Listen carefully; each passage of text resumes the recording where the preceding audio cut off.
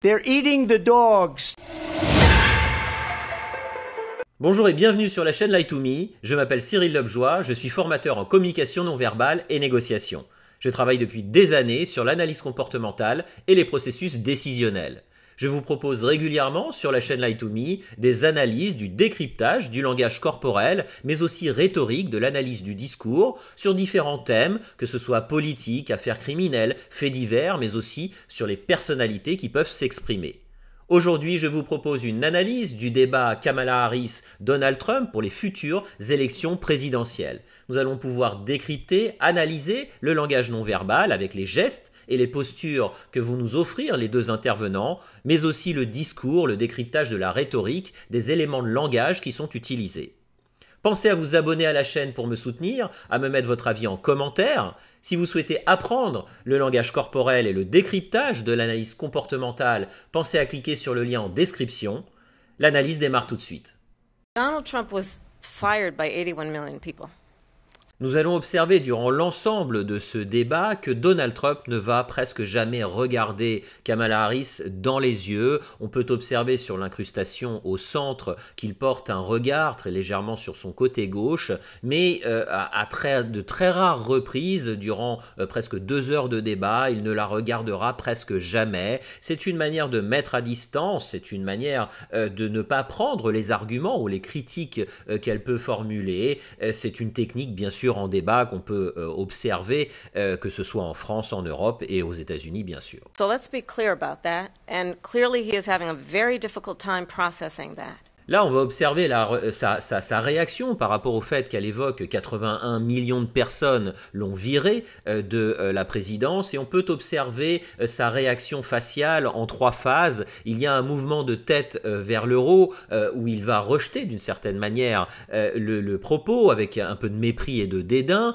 On peut observer un regard à droite, il va porter le regard à droite comme pour mettre à distance et pour marquer bien évidemment un désaccord profond par rapport à la critique formulée, et enfin un axe sagittal inférieur où il va porter la tête vers le bas, ce qui est une forme quand même de retour sur soi, une forme de protection, ce qui est une manière globale de dire je mets à distance et j'encaisse le coup, j'encaisse la critique. She doesn't have a plan.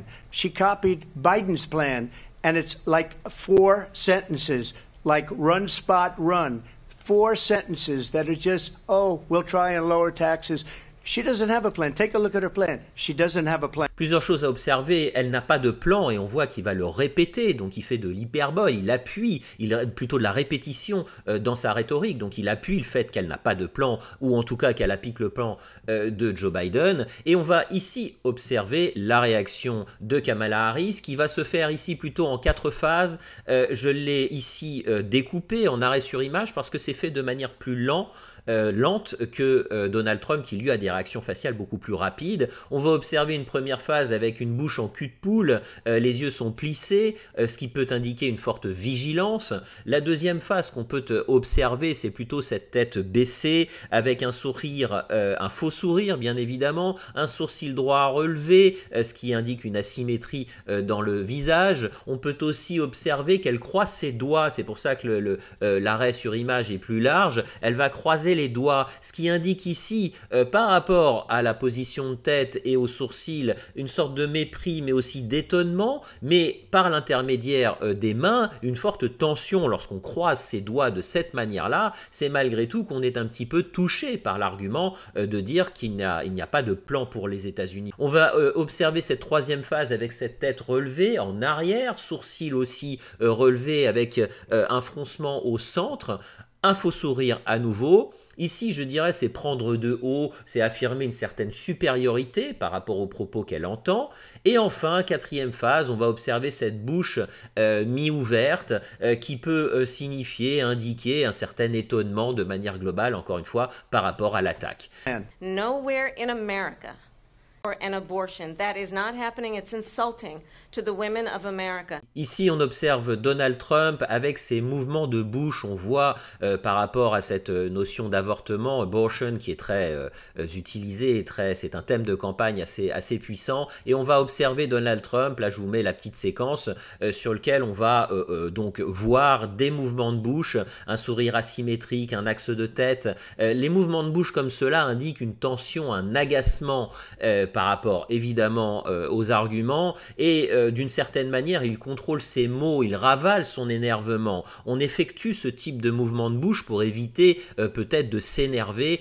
She's a Marxist. Everybody knows. Ici, on va voir une attaque de Donald Trump. She's a Marxist, elle est marxiste par l'intermédiaire d'ailleurs de son père. Et on va observer Kamala Harris avec une reproduction du mouvement de tête qu'on a pu observer juste avant, l'incrustation qui est au centre de l'image. La différence, ce sont des sourcils qui sont relevés, un grand sourire mais qui est simulé, ça n'est pas un sourire sincère, ça n'est pas de la joie en fait. Elle joue la surprise et elle joue la joie pour indiquer que l'argument d'être marxiste ne la touche pas. Tu peux dire ce que tu veux, mais ça ne me touche pas. She's a Marxist. Her father's a Marxist professor in economics. And he taught her well. Changement de position ici, toujours un faux sourire avec les dents qui sont serrées. Donc ce sourire, ce faux sourire se transforme en agacement, là qu'on commence à observer sur le visage. La main droite se porte sur le menton, en appui sur le menton, ce qui indique une réflexion, mais une réflexion extrêmement vigilante. Elle écoute avec attention, elle surjoue aussi à nouveau à mon sens, mais je le développerai par la suite, mais faux sourire agacement allié à cette main portée en tension et en réflexion sur le menton. And it is absolutely well known that these dictators and autocrats are rooting for you to be president again because they're so clear they can manipulate you with flattery and favors. And that is why sur donc flatterie et faveur et qu'ils peuvent te manipuler, qu'ils peuvent vous manipuler. On va observer ici sur l'incrustation au centre un sourire moqueur avec le menton en avant. D'une certaine manière, il est quand même un petit peu touché dans sa fierté, dans son ego, d'une certaine manière par l'intermédiaire du regard qui part quand même en endogène, en protection. Et on va voir ici sur l'arrêt sur image, hein, sur le côté, que Donald Trump va adopter une position baseline, c'est-à-dire qu'il va prendre une position, une posture qu'il a l'habitude de prendre en débat. Il est souvent moqué d'ailleurs dans certains talk shows, certaines émissions. Il se positionne ici en avant, à droite, avec la tête légèrement penchée. Encore une fois, c'est de l'ordre de la baseline, c'est une manière de se positionner qu'on peut observer régulièrement chez Donald Trump. C'est peut-être une position de confort le concernant et puis un petit peu une position d'attaque aussi, en intérêt, en avant. So many military leaders who you have worked with have told me you are a disgrace. Je garde aussi cet arrêt parce qu'on peut constater cette bouche en cul de poule de la part de Donald Trump et c'est aussi une position classique chez lui de l'ordre de la baseline. Encore une fois, il est souvent singé dans certains talk-shows américains et il effectue très souvent ce mouvement en cul de poule. Donc je ne vais pas l'analyser plus que ça. Ça fait partie de sa manière, en tout cas, de s'exprimer dans les médias. Understand why the European allies and our NATO allies are so thankful that you are no longer president and that we understand the importance of the greatest military alliance the world has ever known, which is NATO. Durant toute cette séquence, on va observer les gestes de Kamala Harris qui sont des gestes mi-conscients, projectifs. Elle va effectuer beaucoup de gestes qui va lui permettre de projeter en fait son état d'esprit dans son discours. Ce type de geste exclut les interlocuteurs, exclut le public, exclut les journalistes, Donald Trump du discours. Ça lui permet de projeter son état d'esprit dans les mots. Otherwise, Putin would be sitting in Kyiv with his eyes on the rest of Europe. Différence ici, avant elle s'exprimait, elle s'est tournée plusieurs fois vers Donald Trump, ici elle ne le regarde plus, on peut observer un type de geste un petit peu différent, ce sont toujours des gestes mi-conscients, mais qui sont ici orientés vers la menace. Elle regarde directement le public, les téléspectateurs, donc elle s'adresse directement à eux, avec cet index pointé vers Donald Trump à un moment, et puis vers le public encore une fois. Ici c'est vraiment simplement, attention, je vous mets en garde, si vous ne faites pas ce que je vous dis ou si vous n'appliquez pas les consignes qui sont données par le parti, attention à ce qui va se passer. Donc c'est vraiment une manière de menacer, de mettre en garde le public qui écoute le débat. How quickly you would give up for the sake of favor and what you think is a friendship with what is known to be a dictator who would eat you for lunch. J'ai gardé cette séquence car elle utilise who would eat you for lunch, c'est ne faire qu'une bouchée d'une personne, hein, on peut manger au petit déjeuner, c'est une expression commune et qui était dans le langage parlé, donc c'est du langage simple, c'est une attaque directe vers Donald Trump et elle utilise ce type de rhétorique en fait pour parler à tout le monde, pour que ce soit compréhensible par tout le monde. Elle utilise aussi cette rhétorique pour reprendre les armes de Donald Trump, qui a l'habitude aussi d'être très offensif dans son discours et dans sa rhétorique. Donc elle utilise les armes qui sont contre elle d'une certaine manière. Dans la réaction de Donald Trump, on va quand même observer des regards qui partent un peu à gauche, à droite. Il ne bouge pas, il ne la regarde pas toujours, donc il encaisse les attaques. On ne voit pas beaucoup d'émotion sur son visage, ce qui est sa manière de se défendre dans le débat. A lot of towns don't want to talk about it because they're so embarrassed by it. In Springfield, they're eating the dogs, the people that came in. They're eating the cats. They're eating the pets of the people that live there. Ici, c'est une séquence intéressante qui a été reprise beaucoup dans les médias. Alors certains disent que cette population qui mange les chats et les chiens à Springfield, ça a été démenti. Certains disent que c'est effectivement le cas. Ce qui est intéressant à observer, c'est qu'il ne bouge pas de son discours. Il va jusqu'au bout de son argumentaire et de cet état de fait. Et ce qu'on va observer, bien sûr, c'est la réaction de Kamala Harris avec ce sourire, ce rire même nerveux, ce mouvement de tête. Elle essaye en fait de tourner en dérision, de ne pas prendre au sérieux l'argumentaire de Donald Trump. C'est une technique en fait non verbale pour décrédibiliser en fait le discours et la personne. À mon sens, elle sait très bien qu'elle est filmée, elle utilise les outils de communication et de rhétorique, très bien d'ailleurs, et elle surjoue, c'est de la comédie. Mon verdict par rapport à l'analyse de ce débat, il se porte tout d'abord sur Donald Trump, qui fait du Donald Trump.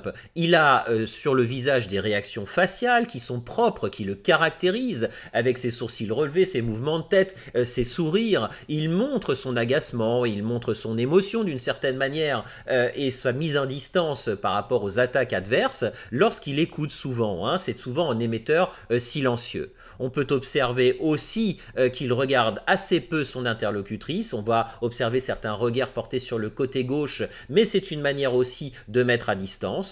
On observe sa baseline à plusieurs reprises, il se penche du côté droit avec cette tête légèrement penchée aussi, ce qui est une manière de se positionner chez Donald Trump, mais aussi cette bouche en cul de poule qui le caractérise et qui est souvent singée dans les talk-shows américains. En termes de rhétorique, de discours, il est offensif, il attaque, c'est une manière assez percutante de s'exprimer, c'est sa manière, encore une fois, de mener les débats et c'est sa manière d'apporter ses arguments.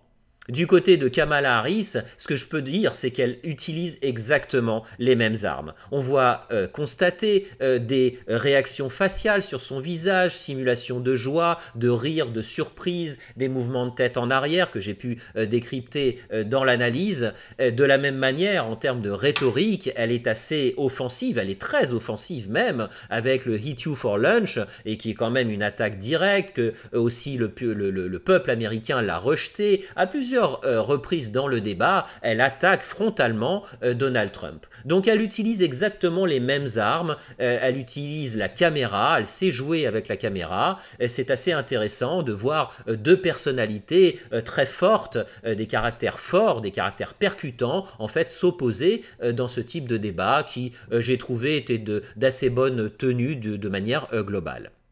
J'espère que cette analyse vous aura plu. Comme d'habitude, pensez à vous abonner à la chaîne pour me soutenir. Mettez-moi surtout votre avis en commentaire.